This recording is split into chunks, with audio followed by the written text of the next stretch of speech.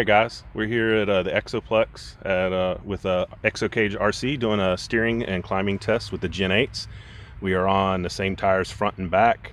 The blue one's got some brass. Other than that, pretty much the same setup all around. So we're going to see how the steering with the Treal overdrive gears does on the blue one versus stock on the red and white one. Alright guys, turning test with stock gears in the front. Let's see how far it goes. Falls off right there. All right, let's do the other. All right guys, here's with the Treal overdrive front portal gears.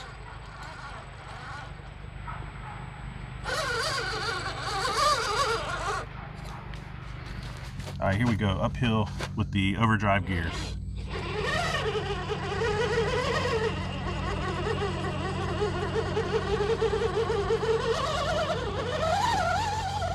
Here we go with stock front gears.